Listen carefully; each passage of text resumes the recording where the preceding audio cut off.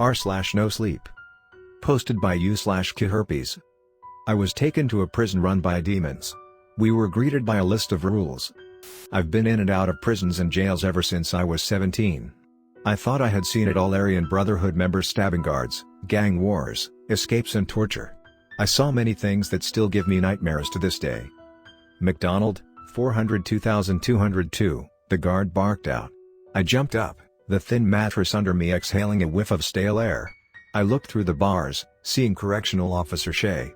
CEO Shay was a morbidly obese man with a penchant for being loud and lazy. I had seen a member of the Bloods punch him straight in the nose before, a scene I still remembered with some humor. Shay had crumpled like wet paper on the floor, screaming and crying as more COs ran over and tackled the inmate. "Yeah?" I asked. Shay handed me a sheet of paper. He regarded me with his gray, colorless eyes. "Congratulations, you're being transferred. Pack your shit. This is your last day at Springfield Correctional Center." You might think I would be happy to get a transfer. SCC was, after all, a shithole. The food was terrible and always cold, the place always smelled like bleach and chemicals, and at night it got so cold with only my flimsy sheet that I regularly woke up shivering. The building was nearly a century old, and the fact that it still functioned at all was a miracle in itself. But, to be honest, I was not thrilled about the transfer. I had made friends here and knew the lay of the land. I didn't have to worry about getting jumped or stabbed to death in the showers. As the old adage goes, it's better the devil you know than the one you don't. I was let out of my cell the next evening with all the worldly possessions I owned, which fit neatly into a clear trash bag with room to spare. I owned some prison clothes, toothpaste, a toothbrush, deodorant, a Bible, a pair of sandals and a radio. I felt the unbearable lightness of my existence reflected in that bag as it smacked rhythmically against my leg. "Good luck, friend Josh," a rather insane acquaintance of mine named Alvin called out from his cell as I passed down the bleak, concrete hallway. "Take care, man. I hope we meet again on the outside," I said, waving, knowing I would almost certainly never see any of these people again. Hell, I hadn't even seen my family in over 5 years. None of them came to visit me anymore. No one wrote me letters or put money in my commissary account or sent me books to read. Well, we're all born alone, and we all die alone, I thought to myself as CO Shay walked by my side. He was breathing heavily, as if he had just finished running a marathon. I looked over at his face, seeing the burst capillaries on his nose from years of hard drinking and the squint of his little, piggy eyes. There was a slight gleam of intelligence and slyness behind that ugly mug, though. "Well, amigo," Shay said in his slow, plodding way, "I got assigned to go with you. I'll be your ride-along buddy. You excited or what?" I smiled faintly at him. "There are worse people than you here, Shay," I said. "Far worse." I got on the prison bus in my bright orange jumpsuit. To my surprise, I saw the back was nearly empty. There was only one other prisoner in the back. Shay sat with us to monitor us. We were also handcuffed and ankle-cuffed. A chain ran down and connected the two. I looked over at the other prisoner, a black guy with a shaved head. I think he also shaved his eyebrows. I mean, I literally didn't see a single hair on his head besides eyelashes, which he apparently hadn't found a way to shave. Yet. "Sup," he said. I nodded. "Sup." We sat there in awkward silence as Shay plopped down hard on the bench between us. It groaned like a confused old man. "So what do you know about this place, Shay?" I asked. He sucked down half a bottle of Coke and then heaved a deep sigh. "I don't know much about it, to be frank," he admitted sheepishly. "It is apparently brand new, though. They asked us to send a couple people who met certain criteria." "What does that mean?" the black guy asked. Shay gave him a serious look. "Come on, Timmy, you know what I mean. Hardened criminals. People with long records who tour prisons like some people tour French beaches." I scoffed. "There are far worse people than me in prison," I said. "Well, they asked for no murderers or gangbangers too. I don't know why, but maybe it is some new government program. They apparently call it an experimental prison." "What about me?" Timmy asked. Shay apparently knew what he meant. "You're not a murderer, Timmy," Shay said, his lips forming the faintest twitch of a smile. "You never." "Well, there was that time my girlfriend got me to drop some acid with her. She went and killed her parents. Then we hit the road," Timmy said fondly, his eyes rising as if he were looking at a hovering angel in the far-off distance. "You were never convicted of any accessory charges, so it doesn't count," Shay retorted. "Oh, it counts," Timmy drawled in his slow, plodding way. It counts. Everything in life counts. If I've learned anything in the last 36 years, it's that you can never truly escape anything you've done, good or bad. I couldn't see much from the prison van. There was a small, shatterproof window in the swinging back doors, but it only gave a fleeting view of what was behind us. I noticed the dark forest stretching out to the horizon over rolling hills. We drove for a few hours. The three of us bullshitted, talking about everything from sports to politics to the recent spate of fatal stabbings at SCC. I felt the van stop. I looked out the back window, seeing more endless trees. I didn't see a single house or car on the road we had taken. "This place is a ghost town," I said. Shay nodded. "Yeah, it's dead as Frank Sinatra round here," Shay said, wheezing out a high-pitched laugh at his own joke. "This area used to be big for coal mining, but as it dried up and people lost their jobs, they moved away. You know, my grandfather was a coal miner." "Good place to build a prison, huh?" Timmy asked. "If there is no one around." We were cut off by a clanging alarm up ahead.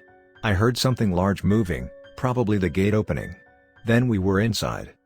I saw the guard towers and rolls of razor wire for a brief moment as the van pulled into an open garage. The darkness immediately blanketed us. The garage door slowly rolled shut behind us. Shay jumped up.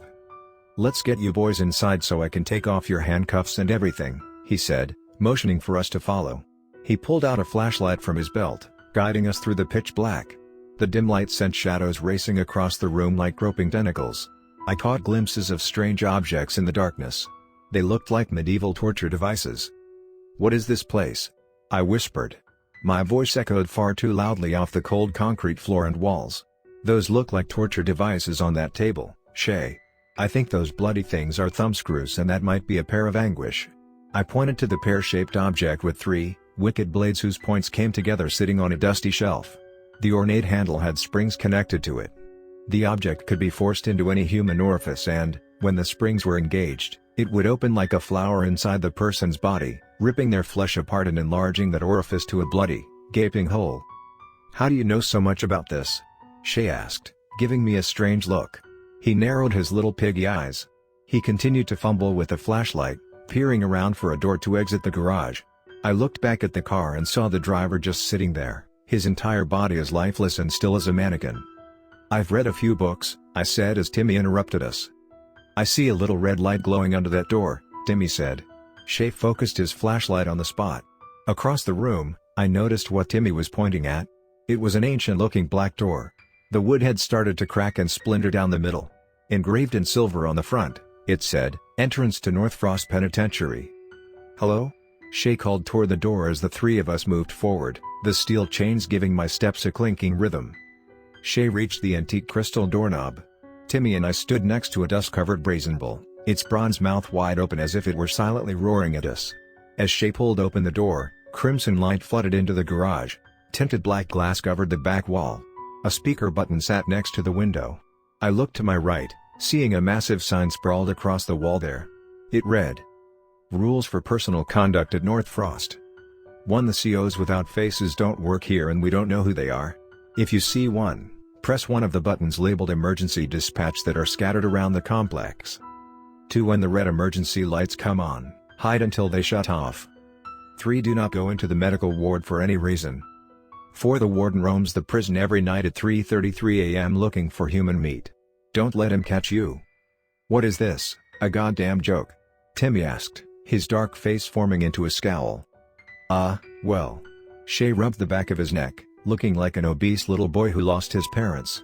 "I've never been here before, but this is all pretty unusual, I'll admit." A buzzing came from the back of the room, and suddenly a garish, echoing intercom turned on. "Please remove their chains and direct them through the door on the left," a female robotic voice said calmly in a tone as cool as lemonade on a hot day. "Your transfer will then be complete," Shay sighed in relief. "Good," he grunted. "This place gives me the creeps." "Bro, you can't leave us here," Timmy protested. "What the fuck is this place? Where is everyone? Why is there a room filled with bloody, ancient torture devices next to the garage?" Shay put up his hands. "I'm sorry, son, but I have orders. I'm just a messenger here. I was told to transfer you here, and that's what I've done." He fumbled around his belt for his keyring. He came over and unlocked the handcuffs and ankle cuffs from both of us. I stretched, rubbing my wrists. I was glad to be out of those suffocating restraints. "Thanks for everything, then," I said, picking up my extremely light garbage bag of possessions and heading for the door on the left. Timmy reluctantly followed behind. A sign on this door read, "To general population." But when we got to the other side and it slammed shut behind us, I found a hallway filled with more red emergency lights streaming down. An involuntary shiver ran down through my body. I remembered those absurd rules someone had put up. What had it said about red lights? My mind raced for a few moments, then the answer popped up. It said to hide. A man shrieked up ahead, his voice riddled with agony and terror. The hallway split to the right and left, and I couldn't see anyone. Timmy and I stopped.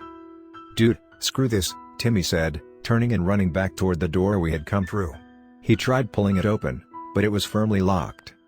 The scream came again, louder and closer, but this time it was cut off suddenly. I heard someone gurgling like a man with a slit throat trying to breathe. And then everything went deathly silent again. The gray, concrete floor of the hallway had arrows pointing forward on it. There were no doors here. There was nowhere to hide that I could see. Timmy and I reluctantly went forward. As we got to the intersection, we saw the dead body of a man in a brown khaki uniform. His sightless eyes remained open. They stared up at the ceiling, glassy and still filled with horror. Deep gouge marks bit deeply into the flesh on his back and arms and chest. His throat had been cut or bit open as well. A spreading puddle of blood encircled his body. I saw a dark blur at the end of the hallway on the right. It looked like little more than a shadow. I whispered to Timmy, pointing. We decided to go left immediately. My heart was pounding at this point. I felt like a soldier walking through the no man's land of a war zone. I expected the attack to come at any moment. The hallway to the left had some doors. I sprinted forward as quietly as I could with Timmy close by my side. I read the first door, to medical ward. No, I whispered, going to the second one. I heard light footsteps behind me. Turning, I saw a creature from a nightmare sneaking up on us in the bloody glow of the emergency lights. Its skin was black and shiny like that of a centipede's. In its general form, it reminded me of a hairless werewolf. It towered over us, its eyes like bone-white cataracts, its claws as long and sharp as a dagger. And yet, its face seemed almost reptilian. It had two small nose holes like a snake and a jaw that unhinged and dropped far below its head. I saw rows of blood-soaked fangs. It gave off a low, gurgling growl that emanated from its chest. With a rush of adrenaline and a sense of mortal terror, I pushed through the second door without reading the sign on the front. Timmy was right behind me. I heard him scream as he fell into me. I found myself in a prison dormitory, and we weren't alone. As I hit the ground, I saw a white face peering out at me from behind the bunk bed. The man hiding there saw the abomination behind us and got up, screaming and running away. The creature growled, giving chase. In two powerful bounds, it had rushed across the dormitory and grabbed the man by the neck. I looked back at Timmy, seeing him groaning on the ground. Blood poured from deep cuts on his back. I grabbed him, pulling him up. Let's go, no time to," I said when I was cut off by the sound of a neck snapping. I looked back, seeing the creature had twisted the man's head around in a circle. It raised the limp body to its massive mouth and severed the head in a single powerful bite. "Get me out of here, man, please," Timmy whispered as I pulled him back out into the hallway. I looked over, seeing another werewolf creature bounding down the hallway, chasing a man in a prison jumpsuit. I had no choice. I pulled Timmy toward the door labeled medical ward. With a creak of rusted hinges, it opened. We went inside to hide. "Maybe there's something in here we can use to bandage you up," I said to Timmy, pulling him down the short hallway toward a room filled with single beds. I didn't know why the rules said to avoid this place. It looked totally empty. Against the back wall, I saw a glass cabinet filled with bandages, rubbing alcohol, band-aids and other various first aid supplies. I ran toward it. Timmy limped along after me, still groaning. "Goddamn, I think those claws went down to the bone," he said. "It's gonna be okay," I said as I pulled out some antiseptic and bandages, adding, "It could have been a lot worse. The universe would immediately prove me right." I heard a slight giggling from under one of the beds. Timmy and I both froze. Two rotted hands reached out, dragging the mutilated body of a little girl behind them. She had patches of garish, black stitches running across her face, hands and arms.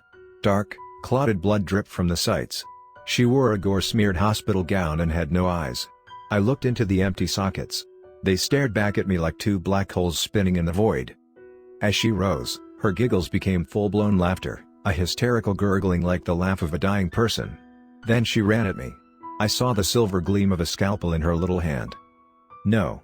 I screamed, raising my hands to protect myself. The scalpel came down, slicing across my palm. It cut deeply. A cold, burning pain ran up my arm. I repressed the urge to scream. At that moment, the red emergency lights flicked off. Bright, fluorescent lights popped on, flickering and strobing in rapid succession. Timmy ran forward, tackling the undead girl. But I saw more small hands reaching out from under the beds, hands filled with sores and squirming larvae. I could see the bones of their hands through necrotic patches eaten into their flesh. I ran for Timmy, grabbing him and hauling him up. "Time to go. Now!"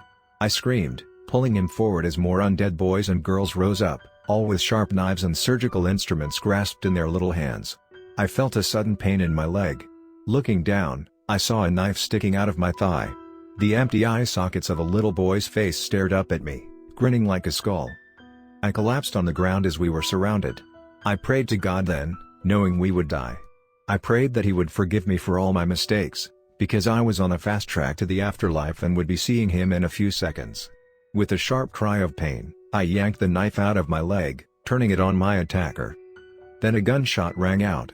The head of the nearest girl exploded in a shower of bone fragments and dead maggots. I looked up, seeing Shay standing at the door, his pistol raised. "Come on!" he screamed. "Come on, you idiots! Let's go! Now!" Timmy and I didn't need any more encouragement. As Shay continued to blow apart the nearest of the undead abominations, we limped and scrambled towards him. My leg gave a shriek of pain with every step. We got out of the medical ward, battered and bruised but still alive. "Why'd you come back, Shay?" I asked through pained breaths. Shay gave me a frantic look. "When I got back out to the car, the driver was dead. His throat was ripped out or something, I don't know. I grabbed his keys and came back for you too. I don't know where we are, but I'm getting you out of here," he explained. I looked at him in amazement. I had never thought in a million years Shay would risk his life to save some scumbag inmates. "So what's the plan?" Timmy asked, sweating heavily, his eyes wild and pained. "How are we getting out of here without dying?" Shay shrugged. "The door locked behind us when we came in," I said. "Unless we can break it down and get back to the car." We passed by buttons labeled emergency dispatch under glowing red emergency signs. I wondered if we could get help somehow through them. "Halt!" someone cried from behind us. I looked back, seeing a man in a black correctional officer's uniform. He ran toward us, his hand on the radio hanging from his belt. But something immediately seemed off about the figure. As he got closer, I realized why. He had no face. His entire head was just smooth, white skin, without hair or any signs of features. He spoke again, and the voice seemed to come from all around his body. "You must report to the medical ward," the strange figure said. "We do not allow injured people in the hallways." "No, we're fine," Shay said, grinning. "See, buddy? I work for the DOC too." He pointed at the identification clip to his breast pocket. The figure raised his radio to his lips. "We have resistance near Dormitory 1, the fake CO said into his radio before any of us could stop him. Shay ran forward, knocking the radio from his hand. The CO instantly straightened up and whipped out his pistol, pointing it at Shay's torso. He fired, and I saw Shay's chest explode in a blossoming flower of blood. "No, damn it," Timmy said, running forward. I saw a silver gleam in his hand, and I realized he had taken one of the scalpels from the undead Shay had killed in the medical ward. As the fake CO spun to point the pistol at Timmy, Timmy ran into him, stabbing the scalpel deeply into the CO's neck. They fell together with Timmy on top of the fake CO. His body weight drove the scalpel deeper into the wide, featureless skin. Blood the color of soot spurted from the wound. The gun went off, the bullet missing Timmy entirely and smashing into the ceiling. The CO's gurgling death gasps seemed to come from all around his body. I grabbed Timmy. "Get the guns," I said. "They're both dead. We need the guns." He nodded, grabbing the CO's gun and taking an extra magazine from his belt. I did the same with Shay's gun and magazine. I pressed the button labeled emergency dispatch as more faceless men appeared far off down the corridor. Then we fled as fast as we could from that hallway, but, seeing as we were both in pretty bad shape, it wasn't very fast. At that point, I was just glad to be alive, though. We wandered around the prison, avoiding the faceless COs whenever we saw them patrolling the hallways. They would radio to each other, their voices always surrounding their bodies rather than coming from their heads, which I found extremely eerie and unsettling. A couple times, I saw men in black SWAT suits with automatic rifles gunning down the fake COs. I wondered if this was the emergency dispatch. Timmy and I avoided them as well, and we gave a wide berth anytime we heard gunfire. We passed cells with mummified corpses hanging from the ceiling. We passed dormitories where the victims of the strange, werewolf-like creatures littered the floors, rotting and stinking like roadkill. Occasionally, I would catch a glimpse of another survivor, a pale face peeking out from some hiding spot. But Timmy and I kept pushing forward, looking for a way out. We were in a sprawling gymnasium, sitting down and resting for a few minutes, when we encountered the warden. We heard a demonic roar from the hallway, a mixing of many strange, inhuman tongues. As Timmy and I sat up quickly, a decapitated body flew into the gym, and a creature from hell followed after it. The body smacked into the concrete wall with a soft, fleshy whack. The warden stood 10 feet tall. He had on a black correctional officer's uniform and a leather visor cap. His face looked like it had no flesh. A thick layer of bone covered it with two reptilian eyes peering out from behind slitted pupils. He hissed, a forked tongue shooting out of his gaping maw. His fingers looked like sharp daggers of bone. A smell like old leather and blood rose from his body. "Shoot it!" I screamed, raising the pistol and firing at its head. The first shot blew off its visor cap, revealing the hairless, reptilian skull underneath. But the bullet only gouged the top of its skull. It ran at us with powerful, bounding steps, covering the distance in moments. Timmy and I fired as fast as we could as it got within a few feet of us. It bounded into Timmy like a freight train hitting a car. Timmy's body went flying and smashed against the back wall with the sound of bones shattering. I slammed another magazine in the pistol as the warden turned to me. We had hit it, I saw. One of its eyes had exploded in a shower of gore and vitreous fluid, and its head was bleeding badly. I raised the gun, aiming for the same eye and firing. The warden smacked his hand against his face as if he had forgotten something, falling to the floor. I ran forward, putting the pistol point blank against his ruined eye before emptying the clip. By the end, he wasn't moving anymore. "Oh, God," I said, walking over to Timmy. I saw his shattered legs, his broken spine and his snapped ribs. He coughed up blood. "I'm sorry, Timmy. I really am." His head might have nodded slightly as he died, giving a final death gasp before falling still. I found a ring of keys on the warden's body. In excitement, I ran downstairs and tried the locked door. It worked.